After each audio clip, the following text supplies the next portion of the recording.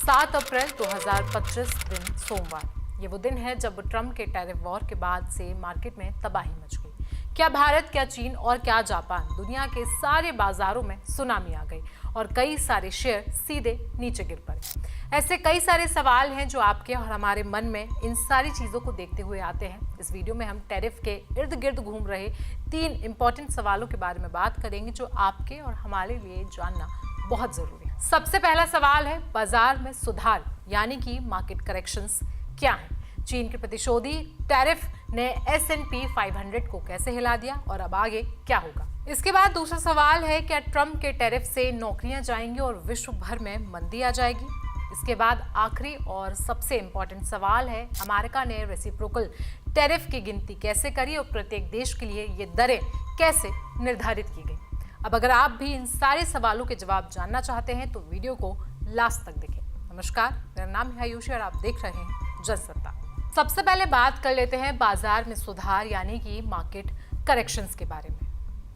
चीन द्वारा अमेरिकी सामान पर 34% एक्स्ट्रा टैरिफ लगाए जाने के बाद अमेरिकी स्टॉक मार्केट में बड़ी गिरावट आ गई, जिससे ट्रेड वॉर ने दुनिया भर के निवेशकों को परेशान कर दिया। कुछ महीने पहले S&P 500 ने रिकॉर्ड ऊंचाइयां छुई थी, लेकिन 19 फरवरी को अपने शिखर के बाद ये इंडेक्स 2025 में नेगेटिव हो गया। कमजोर आर्थिक आंकड़े और राष्ट्रपति डोनाल्ड ट्रंप के टैरिफ के कारण इस इंडेक्स में गिरावट देखी गई। अब निवेशक और कंपनियां ये जानने में परेशान हो रही हैं कि आगे क्या होने वाला है। क्या बाजार और भी ज्यादा गिर सकता है और इससे भी ज्यादा कुछ बुरा हो सकता है? बता दें कि बाजार में सुधार तब माना जाता है जब किसी प्रमुख स्टॉक एक्सचेंज जैसे कि S&P 500 या फिर डाउ जोन्स अपने सबसे हाल के शिखर से 10% या उससे अधिक तक गिर जाता है। इसे सुधार कहा जाता है क्योंकि ये गिरावट अक्सर कीमतों में उनके सामान्य स्तर पर ला दी है।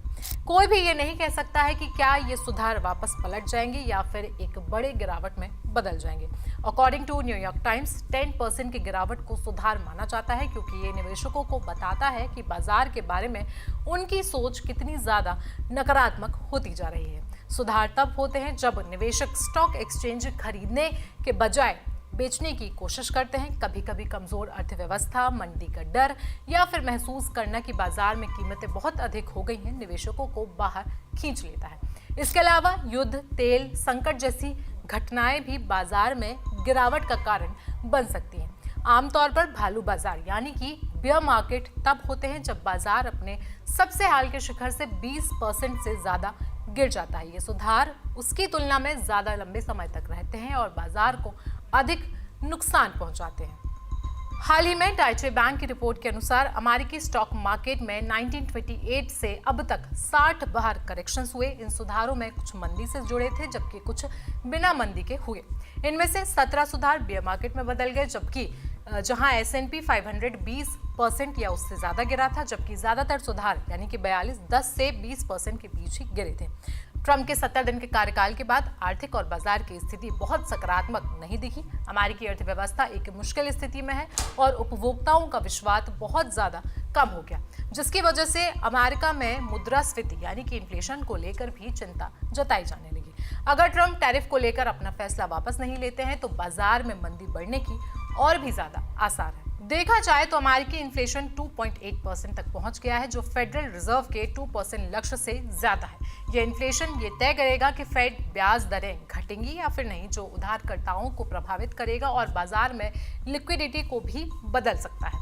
वैसे तो ट्रंप प्रशासन $1 ट्रिलियन के सरकारी खर्च का वादा कर रहा है, लेकिन अमेरिकी सरकार के पास 2025 के लिए $1.9 ट्रिलियन का बजट घाटा है। यह अमेरिकी अर्थव्यवस्था के लिए एक चिंता का कारण जरूर बनने वाला है। हालांकि ट्रंप के आयात शुल्क श्रम बाजार को प्रभावित कर सकते हैं क्योंकि व्यापार विश्वास कम हो रहा है। कनाडा में भी नौकरियों में गिरावट आई है और बेरोजगारी दर बहुत ही ज्यादा बढ़ती जा रही है। जापान, जो अमेरिका का एक प्रमुख व्यापार भागीदार है, उसने भी टैरिफ को राष्ट्रीय संकट कहा है क्योंकि इससे बैंकिंग शेयरों में गिरावट आई और जापान के स्टॉक मार्केट में भी भारी गिरावट दर्ज की गई।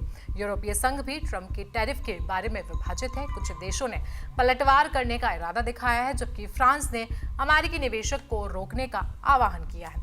हालांकि फ्रांसीसी वित्त मंत्री ने ये चेतावनी दी थी कि अगर यूरोप अमेरिका के खिलाफ पलटवार करता है तो इसका नकारात्मक असर यूरोपीय उपभोक्ताओं पर जरूर पड़ेगा। बात करें ट्रंप के टैरिफ और रिसेशन के बारे में, तो ये सवाल आता है कि क्या ट्रंप के टैरिफ के बाद मंदी और रिसेशन आने वाला है, जो हम सबकी नींद उड़ा देता है।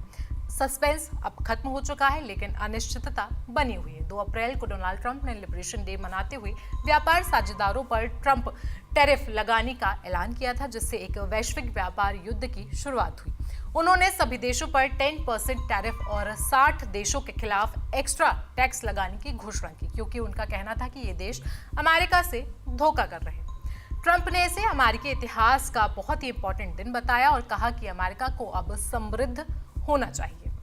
ऐसे में कुछ विशेषज्ञों का मानना है कि इन टैरिफ से मंदी का खतरा बढ़ सकता है। गोल्डमैन सैक्स ने अमेरिकी मंदी की संभावना को 20% से बढ़ाकर 35% तक कर दिया है, जबकि अन्य अर्थशास्त्रियों का कहना है कि जैसे जैसे ये व्यापार युद्ध बढ़ता जाएगा, मंदी की संभावना और भी बढ़ेगी। इन टैरिफ के कारण अमेरिका के प्रमुख व्यापार साझेदार जैसे चीन और यूरोपीय देशों के साथ तनाव बढ़ने की संभावना साफ है।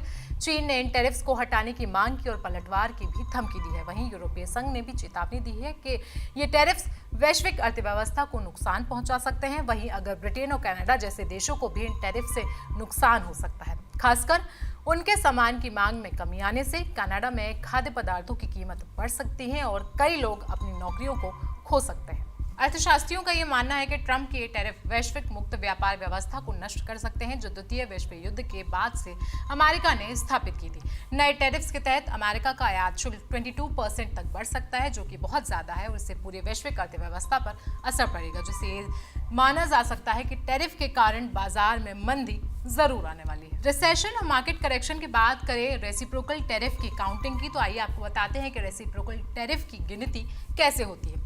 180 से अधिक देशों को 2 अप्रैल से ट्रंप प्रशासन द्वारा पेश किए गए रेसिप्रोकल टैरिफ का भुगतान करना पड़ेगा, जिनमें से कुछ सबसे बड़े अपराधियों को और उच्च दरों का भुगतान करना पड़ेगा। अधिकांश देशों को 10% का बुनियादी शुल्क देना पड़ेगा, लेकिन जिन देशों पर उच्च टैरिफ लगाए जाएंगे उनके लिए ये दरें ट्रंप द्वारा यूएसए पर लगाए गए टैरिफ्स में करेंसी कंट्रोल और ट्रेड बैरियर्स को शामिल करते हुए दिए गए। ऐसे में आइए जानते हैं कि रेसिप्रोकल टैरिफ की गिनती कैसे होती है। बता दें कि यूएस ट्रेड रिप्रेजेंटेटिव यानी कि यूएसटीआर ने अपनी वेबसाइट पर प्रत्येक देश के प्रतिवादी शुल्क की गणना के लिए उपयोग किए गए गणना के फॉर्मूले का ओवरव्यू पब्लिश किया है।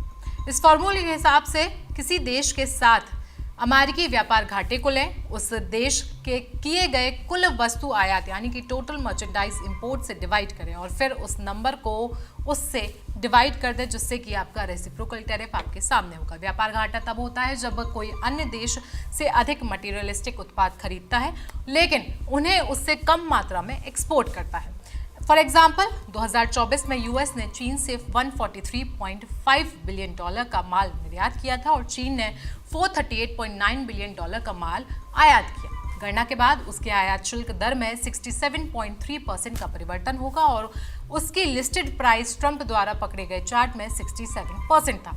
इसी तरीके से जब ईयू यानी कि यूरोपीय संघ पर लागू हो तो व्हाइट हाउस का सूत्र 20% शुल्क की दर से निकाला गया। यूएसटीआर के मेमो में कहा गया है, प्रतिवादी शुल्कों की अवधारणा को समझने के लिए वो शुल्क दरें गणना की गई जो द्विपक्षीय घाटे को शून्य तक ले जाने के लिए होती हैं, जबकि अंतर्राष्ट्रीय व्यापार के मॉडल सामान्य रूप से मानते हैं कि व्यापार समय के साथ संतुलित हो जाएगा।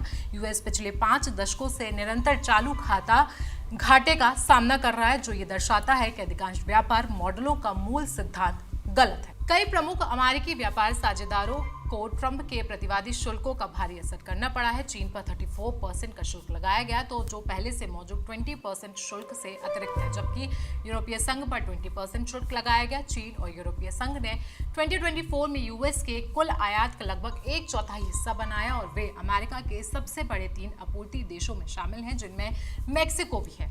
कई दक्षिण पूर्व एशियाई देशों जैसे वियतनाम, लाओस और कंबोडिया पर 46 से 49% तक अभूतपूर्व शुल्क दरें लगाने की बात कही गई। अमेरिकियों को इन देशों से उपभोक्ता सामान, मशीनरी, इलेक्ट्रिकल सामान और वस्त्रों पर निर्भरता होती। मैक्सिको और कनाडा को इस लिस्ट में छूट दी गई थी, लेकिन उनके द्वारा यूएस मैक्सिको कनाडा समझौते के तहत अनुपालन न करने पर उनके निर्यातों पर 25% शुल्क पहले की तरह लागू रहेगा, सिवाय कनाडियाई ऊर्जा और पोटाश के, जिन पर 10% टैक्स है। ऐसे में ट्रंप का टैरिफ वॉर कब तक चलने वाला है, ये देखने वाली बात होगी, लेकिन इस रिपोर्ट से ये जरूर साफ होता है कि अगर ऐसा ही चलता रहा तो विश्व में बहुत ही ज़्यादा जल्दी मंदी आएगी और इसे कोई भी रोक नहीं पाएगा। तो ट्रंप और टैरिफ को लेकर ये हमारी एक्सप्लेन रिपोर्ट आपको कैसी लगी है, हमें कमेंट सेक्शन में आप जरूर बताएं। साथ ही साथ देश दुनिया की बाकी खबरों के लिए आप बने रहें जनसत्ता के साथ।